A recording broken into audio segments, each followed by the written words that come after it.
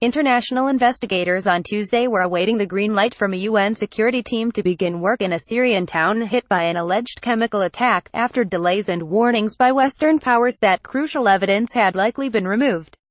The suspected April 7 gas attack on Douma, near Damascus, reportedly left more than 40 people dead and was blamed by Western powers on the regime of Syrian President Bashar al-Assad.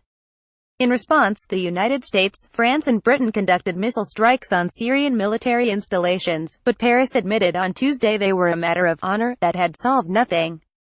Syrian Ambassador Bashar Jafari told a meeting of the UN Security Council that the team of experts would begin work on Wednesday once they received the all-clear from the security detail. If this United Nations security team decides that the situation is sound in Douma, then the fact-finding mission will begin its work in Douma tomorrow, Jafari told the council in New York. The Syrian state news agency SANA earlier reported that the international experts from the Organization for the Prohibition of Chemical Weapons (OPCW) had entered Douma to begin their investigation of whether chemical agents were used as a weapon. Jafari stressed that the Syrian government did all that it can do to facilitate the work of this mission, but that it was up to the United Nations and the OPCW to decide whether to deploy based on security considerations. Lost evidence. The inspectors arrived in Damascus on the day of the Western strikes but had not been allowed to enter Douma. France and the United States appeared to question the purpose of such a mission. It is highly likely that evidence and essential elements disappear from the site, which is completely controlled by the Russian and Syrian armies, the French Foreign Ministry said.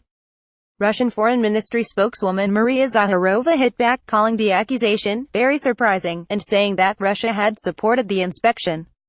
Several experts have said any investigation at this stage was likely to be inconclusive. As with any crime scene, it is crucial to get there as soon as possible, said Olivier Lepic, a fellow at the Paris-based Foundation for Scientific Research. If the Russians and Syrians have nothing to hide, it's strange that they would wait 36 to 72 hours, he said.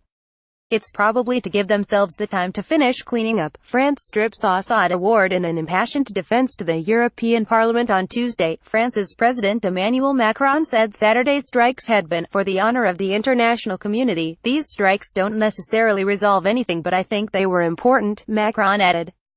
The French leader was also set to strip Syrian President Bashar al-Assad of the prestigious Legion d'honneur, Legion of Honor, award he was granted by former President Jacques Chirac in 2001. The war of words continued to spiral between the Russian-backed Syrian regime and the West, but a military escalation looked to have been averted. A report on SANA that Syrian air defenses had shot down missiles over Homs province overnight raised fears, but the agency later retracted the report. The Britain-based Syrian Observatory for Human Rights reported explosions were heard near Shahrad Air Base, southeast of Homs City, and near Damascus, where two other air bases are located. After Saturday's strikes, which destroyed mostly empty buildings, the trio of Western powers trying to reassert influence on the 7-year-old war have appeared to favor diplomatic action. The three allies have put forward a Security Council draft resolution in a bid to relaunch talks aimed at ending a war that has left more than 350,000 people dead and displaced more than half of the Syrian population.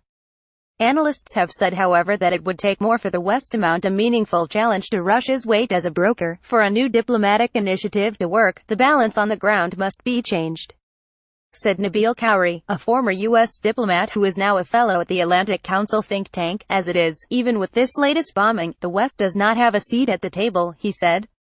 Russia appeared in no mood to extend a hand to the West on Syria, however, and its ambassador to the UN, Vasily Nebenzia, called the diplomatic push untimely, if the goal is to force a Syrian president, under a hail of bombs, to sit at the table of negotiations.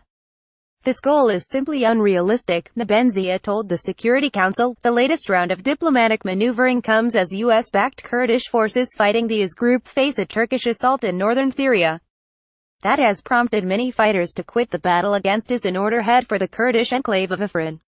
The U.S. military, which heads a coalition against the IS group in Iraq and Syria, said Tuesday it had seen the jihadists resurge in some parts of Syria under government control.